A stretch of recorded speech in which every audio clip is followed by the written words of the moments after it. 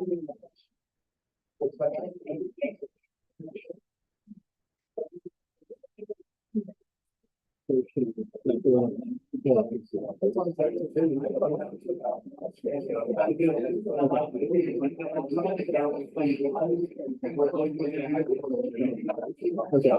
I can also, as long as it's up there, I can see it up there.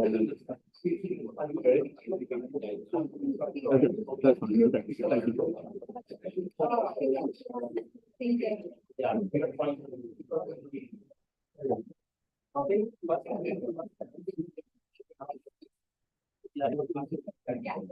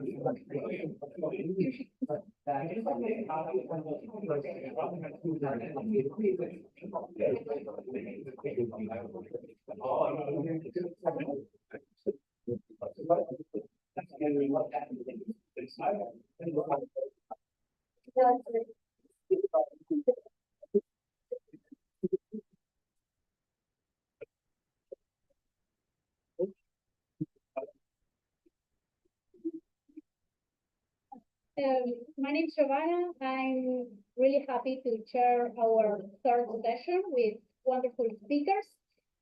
First of all, just a quick recap for those who are joining us now about the modality of the presentation. Speaker has 5 minutes to present, and then we have 15 minutes for Q&A.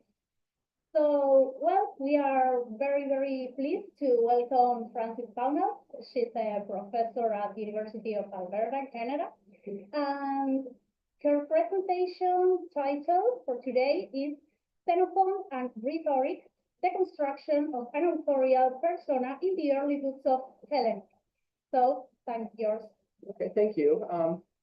I think I bit off a little bit more than I could chew with my title. I only got the first few sections.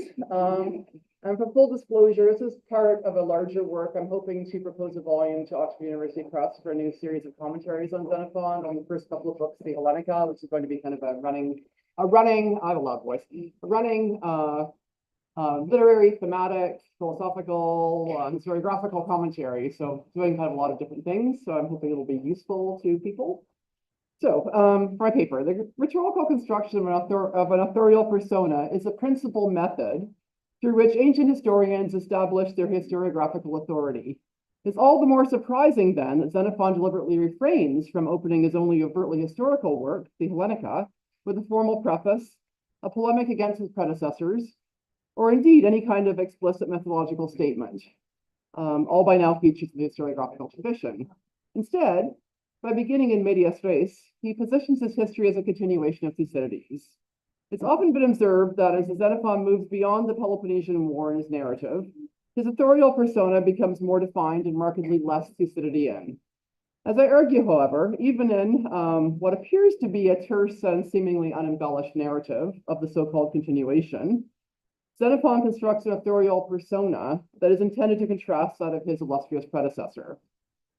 Now, the generally spare narrative of the continuation has received comparatively little scholarly attention, apart from a few vividly rendered and emotionally dramatic passages, such as Alcibiades' return to Athens, focalized through a crowd of onlookers, the fall of Athens, and above all, the trial of the generals in the aftermath of Arginusae.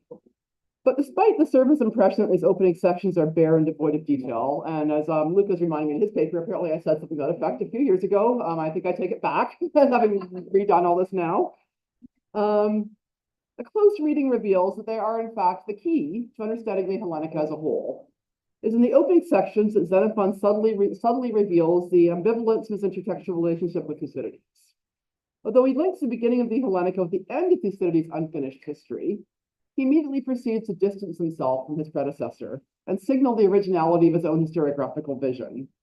As early as the second sentence, and of course I do this in a lot more detail in my paper, Xenophon begins to lay the groundwork to central themes that gradually become more fully developed as the narrative progresses. The unjust condemnation of the innocent by the Athenian demos, the futility of internecine warfare, the importance of good military leadership, and the crucial role of piety for military success. These opening passages also set the stage for the techniques that he will use to convey the central themes of the Hellenica, particularly his personality-driven narrative. Xenophon typically offers no explicit judgment of the historical personages who will become crucial to the conclusion of the Peloponnesian War and its aftermath, but allows them to reveal their own character through their own speech, actions, or speech, reinforced by carefully selected narrative devices, verbal echoes, and the judicious application of dramatic details. In short, as I argue, careful attention to the opening sections is the key to understanding the Hellenica as a whole. Thank you.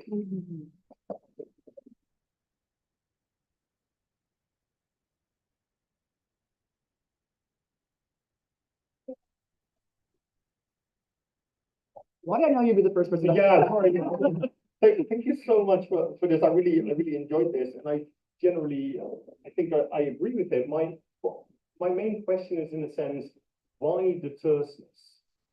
Why does the narrative begin so sparsely? And also, one thing I have never realized, but you have a lot of good stuff, is indeed this use of patronymics.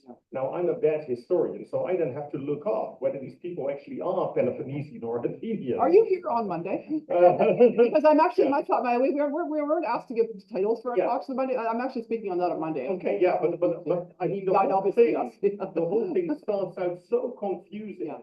Yeah. So tedious. It's just he went there. Then there are these few vignettes like Homocrates, and gradually the narrative becomes a bit fuller. Yeah. So I do think you make an extremely good case for the significance of all these opening moves and the foreshadowing. But why so, well, indirect in the barest possible form? Why? I think it's still a Thucydidean and legacy, because I think he feels the Peloponnesian War is Thucydides, and it wasn't finished. Whereas he, on reflection, I think thinks his role is looking at the stuff after the Peloponnesian War, where you get this whole arc of that Christopher Tuplan so ably pointed out of the Spartan imperialism and its failure. But I think to understand that, you'll have to go back and do the earlier stuff.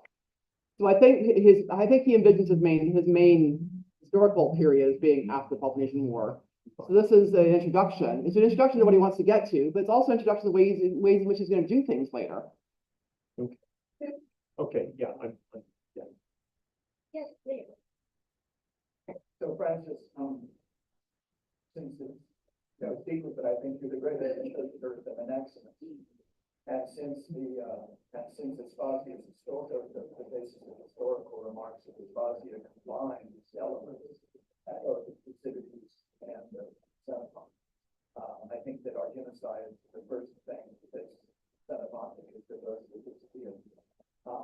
Do you see any evidence in Plato's Menexenus that Plato is in any way aware of the difference in amber, emphasis, orientation between these two historians? It seems to be very obvious he had read, that he certainly had read books on Thucydides. And do you see any evidence that Plato, in the way he treats one set of events, like is he more egregiously false when dealing with Xenophon, or what, like, how do you, can Plato shed any light on the Fragile of your? To be honest, I've never really thought about the Menexenus in that light, through that lens. But that's a very interesting question. Trying to remember now. I think the errors become more egregious as closer get to his own time. But I wonder, maybe, it's hard to say. That's something I have to give some further thought to. I haven't ever thought about it in those terms. Yeah, because you need Xenophon to establish the whole speech. Anyway. Yeah, no, some kind of I'd like to just write that down, some kind of intertextual relationship, but what exactly it is, I'd have to give some further thought to. But the problem using computer taking notes is slow.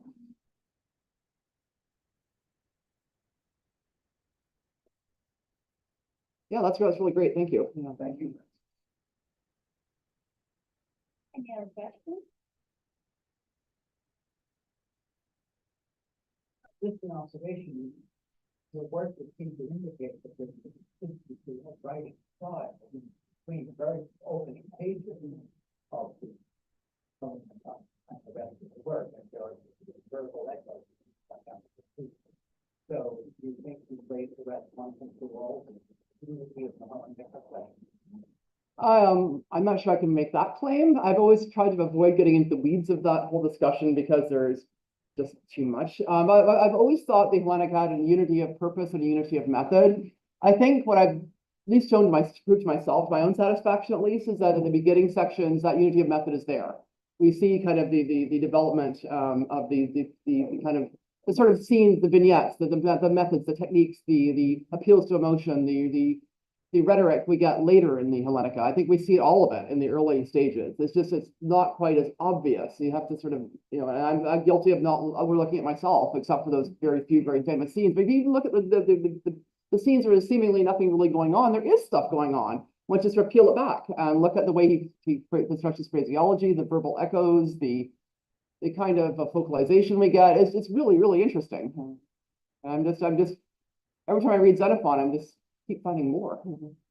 So yes, I think there's certainly a unity. I mean, obviously it's a very long work, and I can't remember. I said 30 pages ago, so I don't. And with the benefit of computers, we can word search things. So I mean, it's as consistent as one can expect someone to be writing that much material over however many years it took him. But I think there is an essential unity, regardless of whatever particular moment he composed something at. So then let's reverse the argument, right? If those xenophonic literary qualities are, shall we say, submerged but not too deep, right? How would you describe what he has done on the surface in order to make them so much? It's a deceptively simple narrative. So yeah, it's really quite compelling how carefully he's worded things. Once you start taking the individual sentences apart, I mean, the overall surface impression is that it's a bare narrative, it's unembellished. You just have an action, another action, another action. But if you start looking closely at how exactly they're all put together, and which actions they are, and which characters are being named, with their patronymics or not, and what those characters did in Thucydides, and sort of carry the story forward, it's quite incredible. I have to admit, I've never till now, I never had the occasion to go back and look at Thucydides and see how those same characters show up, and it's like, oh, they're there too, quite different. You mentioned it last time, bring sacrifice. I think sort of that, we open our sacrifice, you kind of set up an observation. You think there's a response here? I mean, you mentioned it, but. Yeah, I'm not so sure that Mindorus is in the good camp either, to be honest.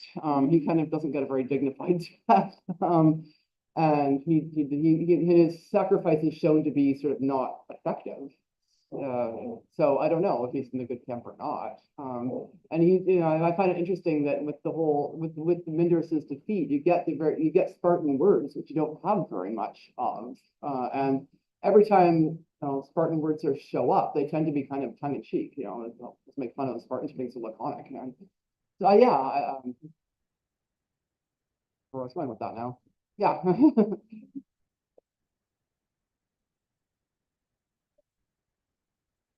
Well, I think taking back on that, I mean, that's the figure that seems to me most egregious way appears to go, self-reliance. You got any comments on different ways that they treat that chameleon? Well, even in Xenophon, I think Alcibiades is one of these characters where he's slippery. And depending what the narrative, Xenophon's narrative requirements are in the Hellenica, he plays a different role. So kind of like Theramenes that way, as I've argued in the past. So when there's an emphasis on Alcibiades' skillful leadership. And certainly the Athenians are terrible when he's not in the picture, for whatever reason, and they're much better when he's there. And the sort of implication is that maybe if he'd been around, maybe things would have turned out differently in the Ionian War. But then again, there's clear hints that he's not necessarily on the good side, that he's not someone you can trust. He he's not pious, he's not reliable.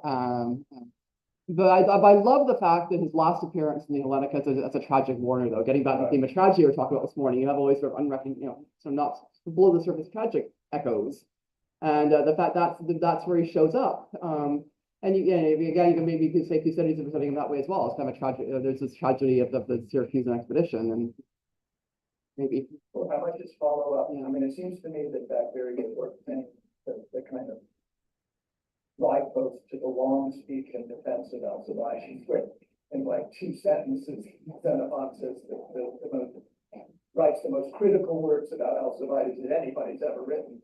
That he's the cause of all the cause of many. That does that relate at all to these questions that have been asked? In other words, that how do you read that very short debt to the men of that long speech in relation to Xenophon's technique, when we can use the way both Thucydides and Xenophon deal with Alcibiades? That how would you fit that short little bit into the way you would contrast Xenophon and Thucydides? Well, I think it's interesting that Thucydides lets Alcibiades speak for himself. That's right. But you don't get that. You don't get his defense or anything that he in Xenophon. You get what other people are saying about him. So he doesn't get a chance to stand up on his own 2 feet and address what people are saying about him in Xenophon, or whatever significance that has. I mean, it's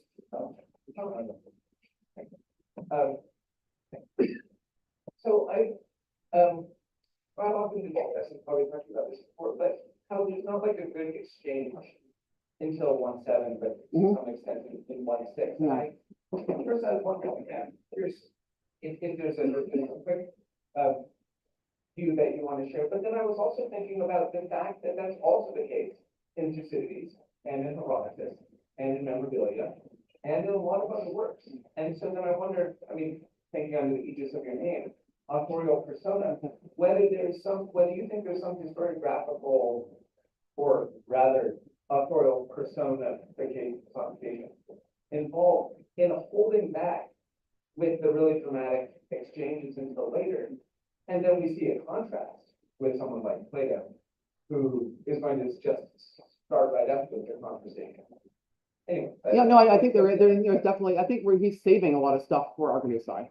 And that's basically the climactic scene of the whole earlier part of the Atlantic until you get to the 30. So it's sort of like it's sort of bringing up some of the stuff that comes up in the 30, where you got to get the sort of set piece, you get the sort of trial scene, you get the set piece speeches. But the Argonautside one, and that's the one place where Socrates appears in the narrative. He doesn't show up anywhere else in the Hellenica. So I think we're leading up to that point. And the fact that it's an unjust condemnation, I think, is what underlies. We have this sort of focus on unjust condemnations all the way through the first part of the Hellenica, and then that sort of sets the stage for how Athens has kind of gone off the rails, and then that brings me into the rest of the books 3 through 7, where then Sparta takes over and they're just as bad, only worse. Yeah. So I see the culmination from after you've gotten to that point. From the start, I mean, speaking of this terseness, this spareness, maybe my question is, can you psychologize that as an author? Is it that he wants it to be boring so that you get the build up? Does he not think it's boring? Does he think that his job is to tell you what happened? And so he wants to do that. And then, the conversations are kind of icing and that's exciting. And he sees this as kind of narrative. I think he sees it somewhat unfinished Thucydides in business, and what he wants to get to is the stuff at Argonautside afterwards. But he has to sort of get you there first. My argument is, while he's getting you there, he's also setting the stage for all this other stuff that's going to be important as the Hellenica unfolds. So it's a long, drawn-out introduction, because he doesn't have an introduction otherwise, right? We have time for one short question. Okay. Maybe he's calling into question with all the imperial functions behind his history. Oh, yeah. Because he ends the history. I think, who is? Back after the blood test or Well, as Luke was saying, it's not linear. So it ends up operatically and sort of begins operatically as well to some extent. And so you sort of have always like little bits that you have to put together, and they start coming together later. But it's up to the audience, the reader, to sort of do that work. It's not set up for you. Saying, you know, all right, I'm following on, but I'm not going to write that. I'm going to challenge it in a very different way from this. Yeah, but in a sense, you're even saying like, here are all the things that supposedly matter in history. Yeah. You know, troop movements, battles, but it only really starts to come into life when you have these little vignettes of democracy. Because again, these examples of personal valor, of, you know, so it's also that sort of counter this. So it might not be able to answer Christopher's question. Maybe it's boring on purpose. Yeah. No, I think that's definitely not bad.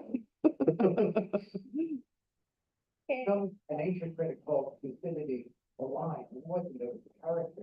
It's the Pylonian conspiracy. Scolia remarked that here the line mind like the Greek is somewhat more accessible. And it's got personality in those anecdotes. You never think of Xenophon's opening being in any way Leonine. Okay, thank you very much, Francis. It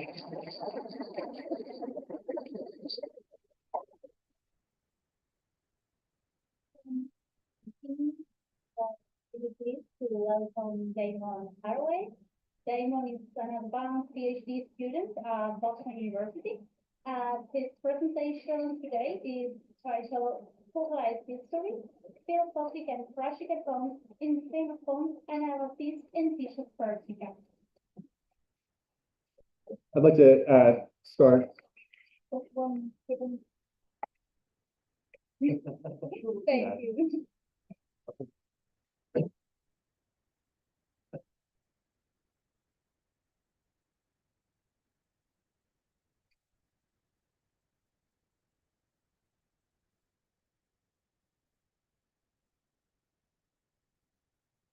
Thank you.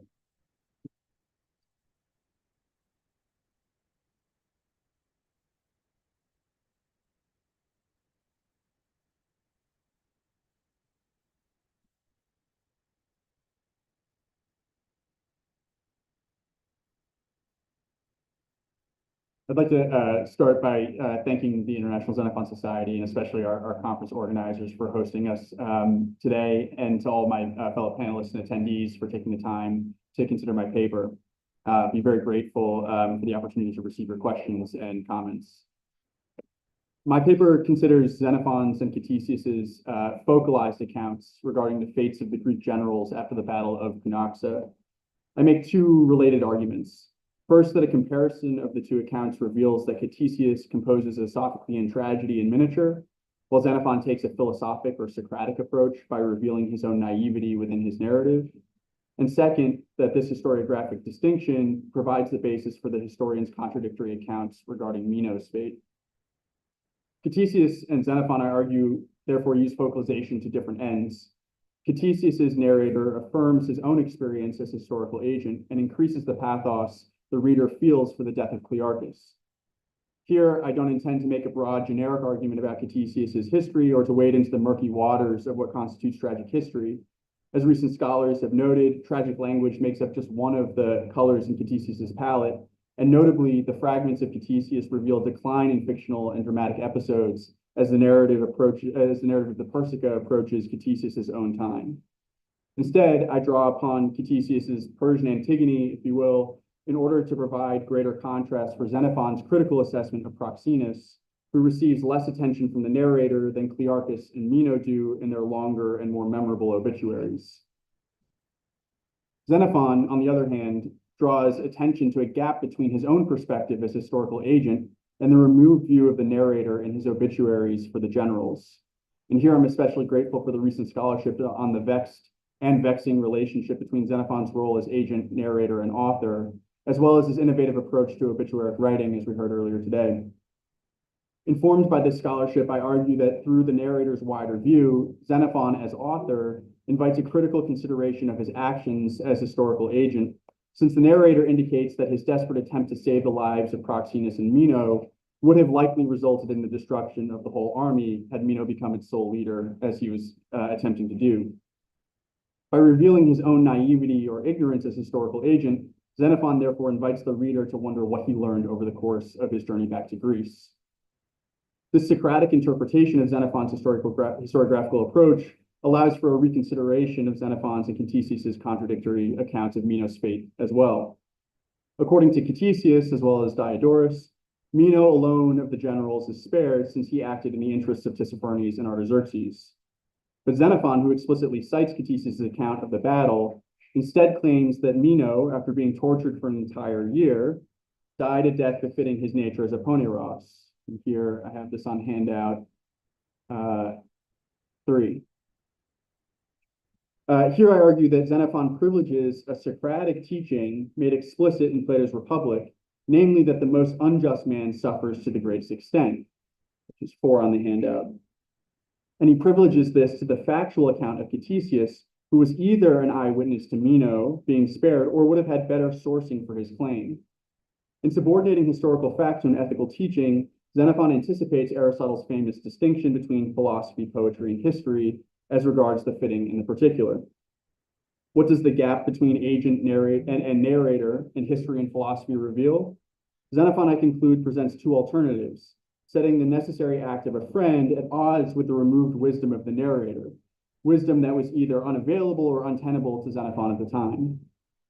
Over the course of the march home, however, Xenophon the agent shows his growing understanding of the relationship of the whole and the particular. As general, he exhorts his troops to look at Clearchus as a model of virtue. When he finally returns to Greece on his own, however, Xenophon travels back to Delphi, where his own journey began, and dedicates an offering that memorializes his friend, Proxenus. Thank you.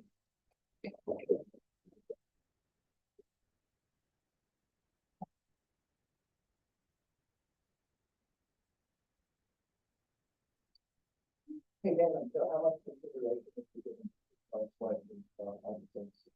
A little bit. because I mean, it seems to me that it's an ancient source that's juxtaposing those 2 sources. Like that he actually does do that throughout. I mean, Plutarch, I mean. Right. And a lot of our fragments in Ctesias are from that, I think, aren't they? A lot of them are from Plutarch, yeah, in addition to Diodorus and others, yeah. So I mean, I guess I just would suggest an independent consideration of the life of Artaxerxes to advance your argument, at least the subset and the section on it. Right, okay. Because it's addressing your problem in a pretty direct way. Right. I guess I don't see in the life of Artaxerxes, though, that Plutarch points to the interpretation that I have of Xenophon as learning over the course of the Anabasis, or the distinction that the narrator makes between Mino's character and the one that Xenophon the agent does. Yeah, right. Well, I mean, you might want to drag Plato into it too, with, Mino the Thessalian in the Mino. Right. There's a lot of interesting stuff there too. Great, Thank you. thanks. Thank you. Yes, sorry. Yeah, thanks so much. I really enjoyed your paper. And my question follows on a bit from that. So one question I have is, I like the fact that you made quite a convincing case for this parallel with the Antigone in Ctesias. I don't think personally that you can directly get that as you try to do from Diodorus.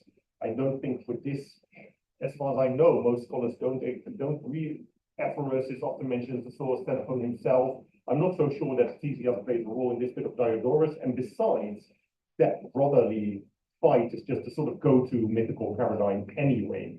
But I do like the parallel. Nevertheless, I wonder to what extent you sort of buy into an ancient frame of Ctesias. Because not only in Plutarch, but also in Demetrius, but pretty much everywhere, he is the tragic historian, right? And is he really? That's I think an interesting question. And also Plutarch throughout the life of Artaxerxes toys with this. There's quite a good paper by Mormon, which I can send to you, about essentially Plutarch's entire life of Artaxerxes being a meditation on an argaia, on how to write tragic history or not, and of course he cites this death scene of Cyrus, and then at the end he says, it takes a long time, but in the end Ctesias kills Cyrus off as if with a blunt knife. Right. So this is a cutting remark if ever there was, right? Because he's really condemning this way of writing history, but thereby also maybe giving quite an unfair picture of Theseus. I don't think we know. Right, that's so, sort of- so the argument, I just think, as I know it, is that there's a sort of meta-poetic reenactment of the death of Cyrus in Plutarch, is that right? Yeah. Yeah, But the whole of the life of Artaxerxes is, I think, the meditation on all these issues. right, That kind of, so my remarks in a sense don't think that you have unfiltered access to Theseus. right, oh, no, I certainly, right, right, no, I certainly take the point that, that when reading Ctesias, it's through epitome or fragment, and especially through Plutarch, there's a kind of a filtering, there's a kind of focalization, if you will, of Ctesias through Plutarch. I suppose I'm taking to maybe in an unfair way, or not reflective enough, on a fair amount of faith that the tragic element of Ctesias is present at least in this episode, if not more broadly than that. And so I think that why that's particularly interesting to the second half of the paper is just to show, as a kind of foil at the very least, that Xenophon takes a very different approach to thinking about his own friend. And so I guess I see the empathic approach that Plutarch at least gives to Artaxerxes that Plutarch gives to Ctesias as kind of what you might expect a friend to do in writing about his friend. And so Xenophon's then becomes the one that becomes troublesome or difficult to deal with. Yeah. Okay. Thank you. Okay, thank you. So you probably guessed, right? And I'm going to ask you about the obituaries of Proximus. So, is the obituary of Proximus really unsympathetic? So I'm going to maybe just experiment with this a little bit and say, by the way, I really, really enjoyed your paper, and I love the fact that you're comparing these things, and I think you really got this. I wonder, though, whether the obituary of Proximus necessarily needs to be negative just because he's not entirely successful as a leader. He's a man of extraordinarily high principles who refuses to compromise those principles under any circumstances, even if it's going to lead to him not being effective. He's obeyed by Kaloi Kalakoi, who, unless we're being very subversive here, are the right sorts of people. So the right sorts of people are capable of recognizing that he's the right sort of leader. He's just not harsh on the Audicoi. We've already seen Clearchus do that, and that didn't work out perfectly either. So I'm wondering whether Proximus is actually tragic, and can he also be Sophoclean in that his refusal to compromise his very high principles, which are inborn at the time that he is young, and which are laid out in this extraordinarily bald fashion. Might he not be a sort of Sophoclean hero, sacrificing himself on the altar of his own principles, with the Audicoi in his army as part of the agents of his self-chosen loves? Yeah, so I think that's certainly one way of seeing it, and I don't want to. I think that I don't think there's anything that Xenophon does that discredits that view of Proxenus in a way. I think it keeps alive, and especially the fact that he goes back to Delphi and in his own capacity as an individual highlights Proxenus as his friend. I think that side of Proxenus is never lost for Xenophon, but I think that the vantage point of the narrator shows that there's a second consideration, and that, as you're saying, that Proxenus wanted to do everything with justice or not at all, might mean that Proxenus has missed the second education, let's say. And so it's interesting that Proxenus leaves Gorgias so early, certain that he knows how to rule. And so he might have gotten a certain teaching on doing everything with justice, but the fact that Xenophon then draws in Clearchus so fully in his own generalship, even though he's much closer personally to Proxenus, I think shows that Xenophon has the sort of wider view, or at least as the Anabasis goes forward, appreciates the wider view of what the narrator presents, and his own experience as a friend, where at first they appear like they can't be reconciled because he wants to bring Proxenus back at the expense of Meno, but Xenophon in a way shows that he can both see the virtue of Clearchus without losing the love or the respect that he has for Proxenus, as he indicates in the last, I mean, it's in book 5, but it's the last chronological element of the analysis is that he goes to back to Delphi. So the chronological end is with Proxenus, but the height of Xenophon's generalship is with Clearchus. I think also that it's worth noting that this obituary for Proxenus is too over the obituary for Cyrus, right? And if you want to construct the argument in that direction, you might be able to use that to say, if you want Proxenus's acclamation to leadership to be incomplete, at which point does he stop running parallel to the education of Cyrus in the analysis, not the education? So that might be another direction. I'd love to talk more with you about all these things, but I'll stop there. Yeah, Okay? just very briefly, I would say that I think Xenophon's encounter with Seuthes shows how Xenophon is able to speak to the unjust man in a way that that he's able to preserve himself even in the face of the tyrant or the one who's willing to do injustice boldly in a way that Proxenus maybe isn't. Yeah. Thank you. Thank you.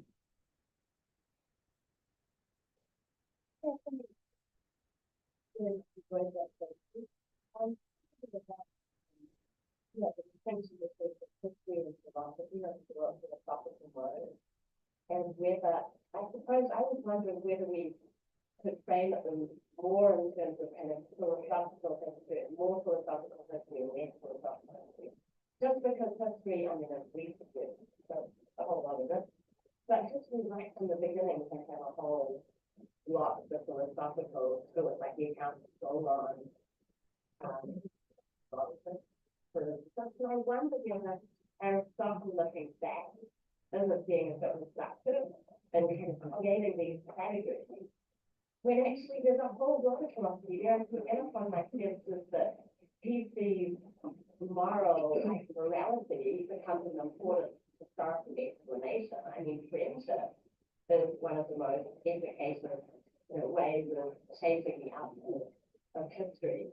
So I just wondered whether there would be a way of softening those categories, or taxing them both as different forms of history, or does history inspect them in different, somewhat different ways?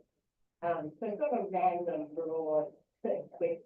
No, thank you. I think, yeah, I have no problem softening the boundaries, especially because if you take Aristotle's approach, you would also say that Ctesias is writing poetic history, which is closer to philosophy than history too. So I certainly take your point about the dangers of having too broadly or too finely distinguished lines around questions of genre. But I guess I think of Xenophon's history as especially Socratic, because what he does is he reveals his own ignorance within the narrative. And to me, that is a certain kind of approach to one's own role as agent that strikes me as, and again, I'm not a historian, so I don't want to speak too broadly, but that strikes me as especially Socratic. And so there might be different ways in which history is philosophic, but that seems the way in which I take Xenophon to be especially Socratic in his history and his emphasis on his own mistakes throughout the narrative, but here in a particular case with his own friend, the idea that his friend, he's not beyond pointing out the virtues and vices of his own friend, and in doing so, showing his own shortcomings seems to me especially Socratic as a maybe. Yeah, so I'm thinking of a lot of the, Croesus on the tire, beginning to road, shouting out Solon, realizing kind of comes. So it's true that it's not the road that's putting himself into narrative. So there as well, I suppose I just, as a vote in favor of the rather some of the having some creative. Yeah, no, I certainly accept that. Thank you. Yeah. Socratic history,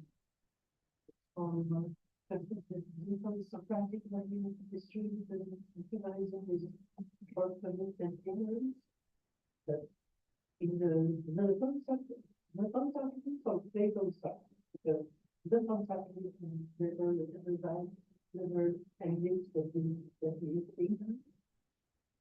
the So I suppose maybe to try to answer that question, that 3.1 of the analysis is sort of paradigmatic of sort of the way that Xenophon presents himself, that he immediately shows himself as asking.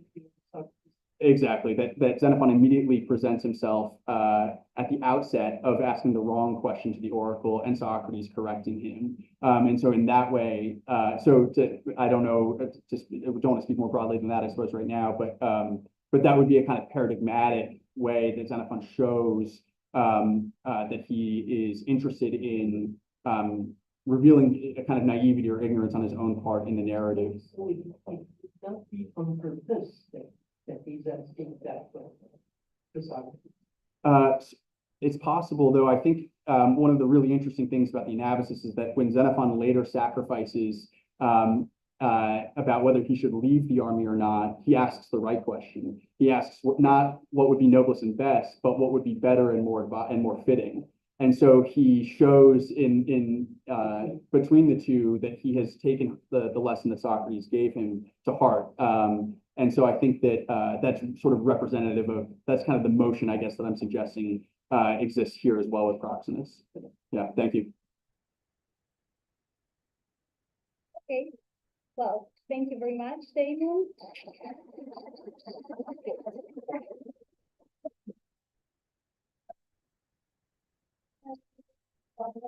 We are really, really happy to have here with us Nicholas Frost. Nicholas Frost is an assistant professor at United States Naval Academy. And his presentation today is Thrasybules of Syria, Xenophon and Eragathos. Thank you. Well,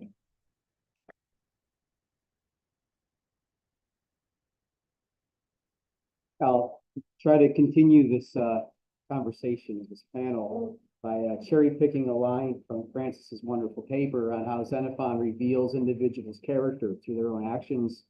And then Damon talks about the death of a colleague, a friend. So I'll present another case study along these lines of Thrasybules of Syria, seeing his character through his actions and through his death.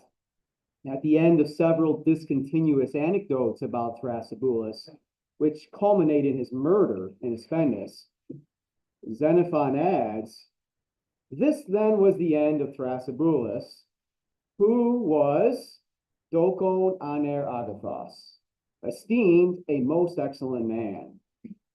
There's some debate over whether Xenophon is genuine here or facetious.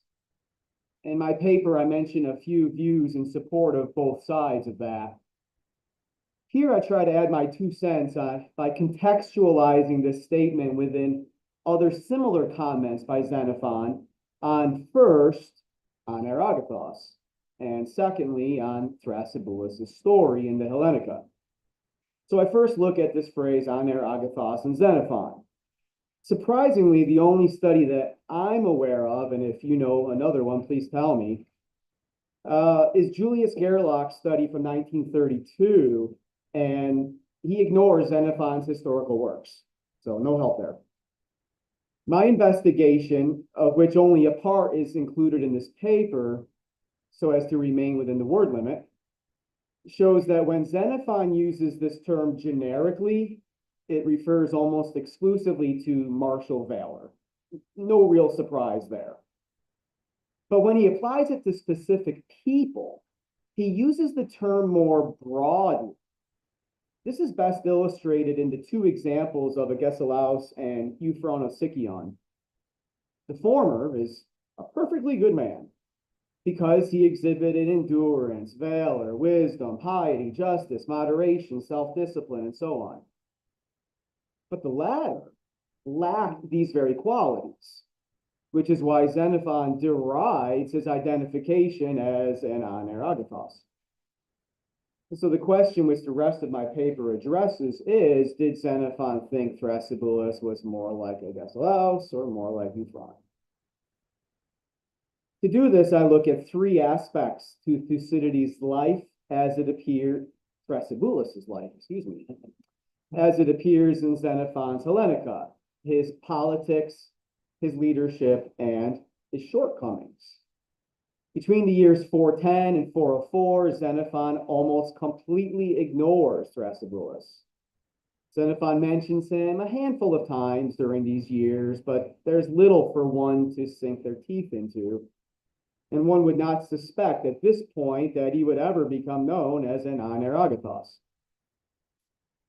I argue for the controversial view that Thrasybulus was closely aligned with Alcibiades and Theramenes, and that this alignment indicates that Thrasybulus was more of a moderate than many, such as Robert Buck, Thrasybulus's biographer, would allow.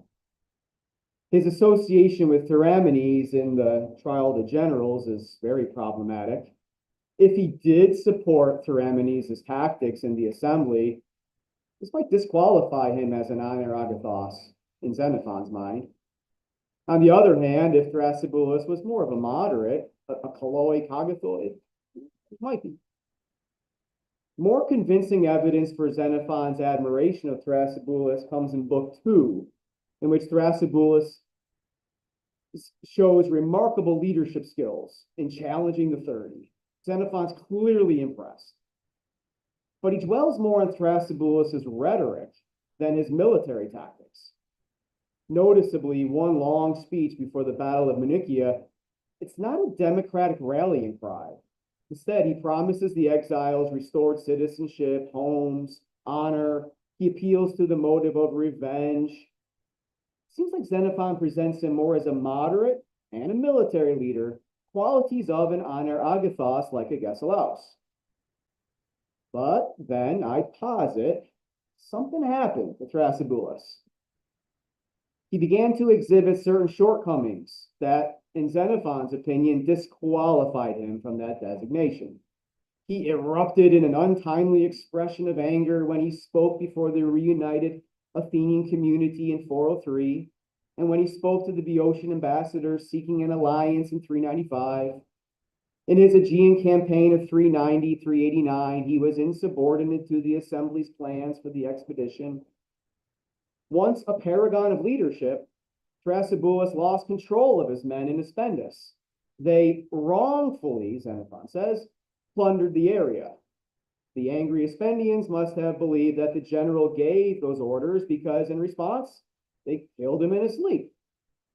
Thus, Xenophon ends Thrasybulus's career with a sense of disappointment and, I argue, a tongue-in-cheek comment about Thrasybulus as an aneragathos. Thank you very much.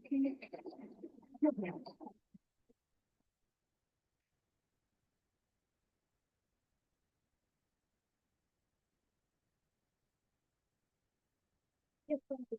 This has come up before when I was thinking about other papers. Richard, I think I should ask you. So individuals are very complex in Xenophon. And the more I read Xenophon, the more I notice how complex they are. Even people he specifically praises at one point, he does the opposite.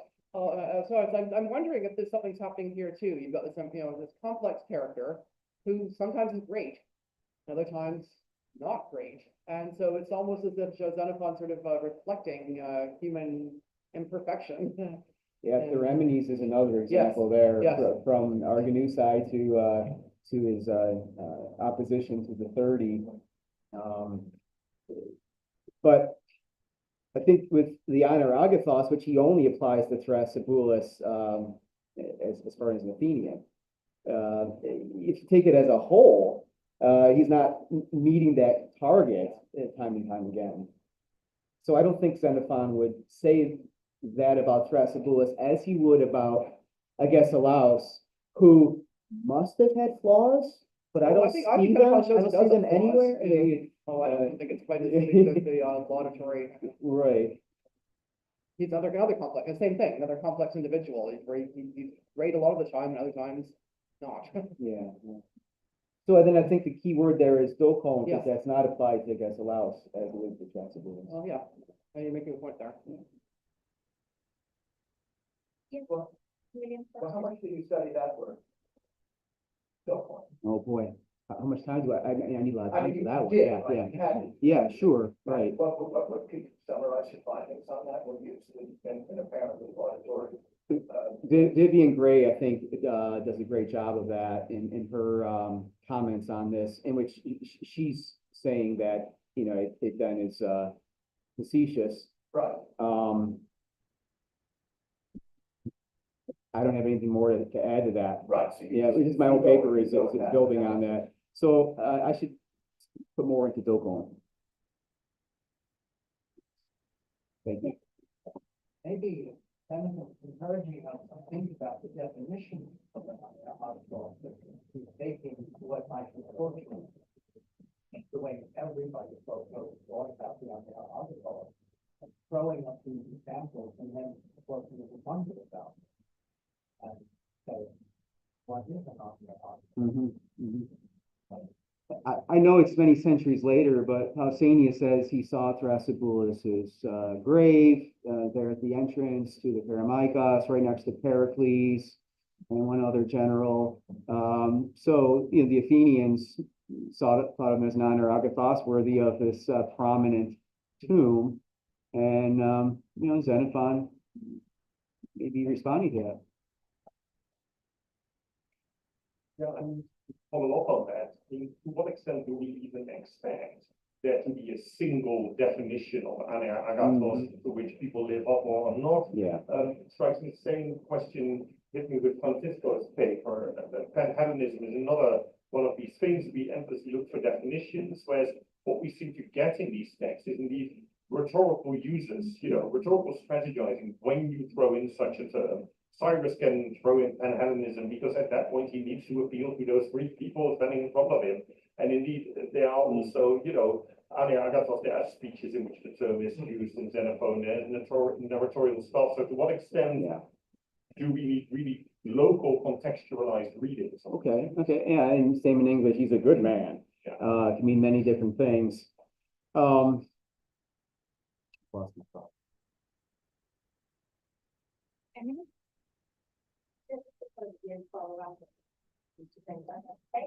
Maybe you say that sorry, a graphical word, but more of which, yeah, you different possibilities and we kind of, you know, really deal with it. The impact that process is helped by the classic dialogue, really is more of an effort from the and the difference about how I'm trying to talk. There's a real turn into a question. So I think readers who are aware of the word might be especially likely to be, putting that question to other people that want themselves to that come up with. Yeah, thank you. I was going to say to you that what made me start in this project was, you know, Richard Buck really makes Thrasybulos out to sound this great democratic statesman. I think that's part of the subtitle of his book. And then you say, okay, if Thrasybulos is this great democratic statesman in 404, 403, he's the champion of restoration of democracy. And then Xenophon calls him an honor agathos. Really? It doesn't seem right to me. But I don't think broadening out the definition of honor agathos still would allow that for Xenophon. Yeah.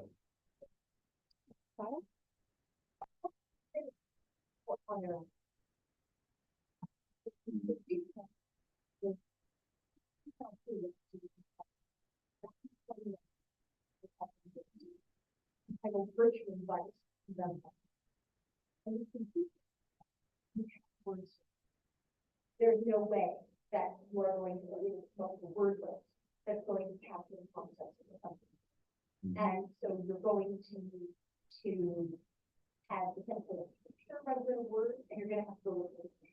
So I'm essentially saying, what is the picture of an honor item? What are the ways in which you might expect to find an honor agathos without the word? This is why I look at as a Gesselaus as kind of the Xenophon standard. He mentions it 3 times in his biography, and then he in those 3 times, you know, he gives those specific adjectives that explains why I Gesselaus is an honor agathos. But I think your point about koi agathoi or some other word, there could be other words that. Yeah, right. Yeah. favorite virtue, right? Yeah. Among others. Mhm. So I'm just thinking, if you want to continue adding fuel to the fire and weight to the scales, there are probably pictures you can add to go along with those that you can use to just kind of build it up, right? And I think also that Melina Taniwaki at one point made a hierarchy of Xenophonic leaders according to what she perceived and what she argued was the relative goodness in Xenophon's eyes. And you might be glad to know that your subject ended up squaring your subject. A mixture of good and not good was, and she was using a completely different analytical method, but she arrived at some of the same places. I really like that, thank you. But then I come back to, well, why did Xenophon, or maybe more accurately in my mind, why did the Athenians use this particular word?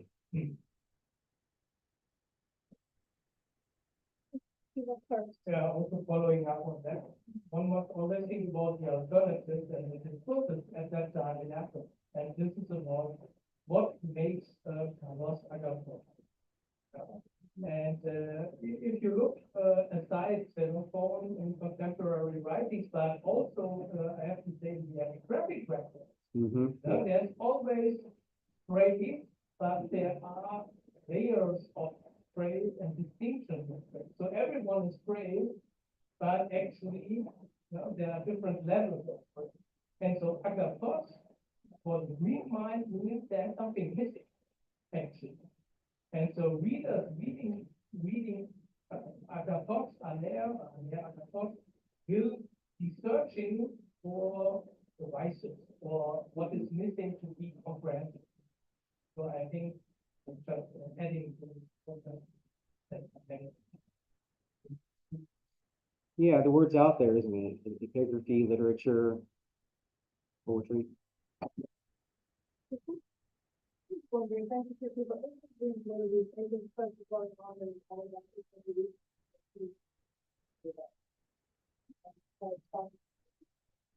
both lifetime and Xenophon Symposium shows the prophecy to a catalog that talks on there.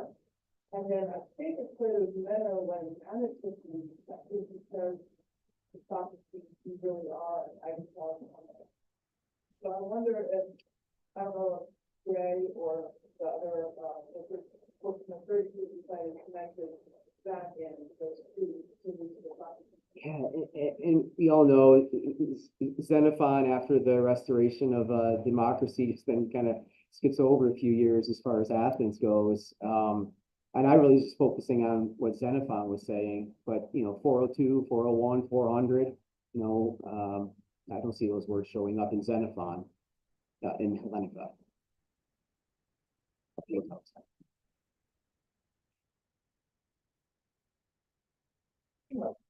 Okay. Have you looked at passages where I'm following up on what Sarah said about how put it on there, but not just look for the words on there, let's look more generally. Have you looked at passages where great leaders are described as a word in the abstract? In other words, we have a specific person is named. I'm thinking specifically of the passage at the end of the economics, where there's a phrase, Vegas, go on to, Kutos on there. So it's not exactly what a Agathos on there, but it's damn close. And it's an abstract character. It's described in some great length by Astronomicus, or rather Socrates, who was Astronomicus at the end of the economicus. And that it might be worthwhile to look at those. And there may be other passages, and I don't know, there might be some passages in memorability of three that don't come to my mind, but where leadership qualities are described in the abstract. Because if you're going to really focus on the civilness, then you have to deal with what Susan, I think that was the that it's likely to be enmeshed in the politics of the oligarchic, the democratic restoration. So that it's not, or you could go to the approach that Francis has been saying is that you've got all of these complicated characters of which the simplest is one, and it is still part of a large pattern which is complicated. But I'm just adding a third alternative, which you might want to look at a passage of abstract leadership, for example, the one I'm citing at the end of economics, where, you know, a lot of qualities of a great leader are mentioned. You know, who knows what to say to sharpen up the souls of people to make them desire to work hard, as he puts it in the simile of the tribe. But many other elements like that, that might be useful. Yeah, thank you. I just had really specific, just as we were all talking now, I just had a kind of a thought, like spurred by your comment, this is actually Athenians and not Xenophon, if you met with this description. I wonder if he's undercutting the democracy, is that, you know, the problem with democracy is that the masses kind of go wild, you can't control them, even so the great hero of the democratic revolution can't control his own troops in the end. So I wonder if there's something there, I don't know. Yeah, I think so. And then left to their own devices, people who don't really know what's best for them, Yeah. will enlist anybody as on their own fault. Mhm. You know, so Yeah. everything that you say about you fault, Mhm. then Yeah. circles back to support what Francis is doing. Mhm.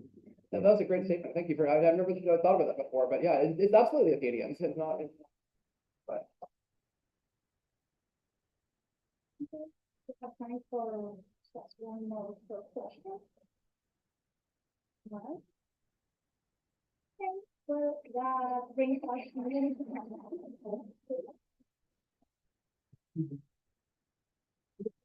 Voting with you both, great. I have a question. Well, this is probably incorrect, but could Metropolitan refer to not just the end of Thucydides, but also the beginning, as in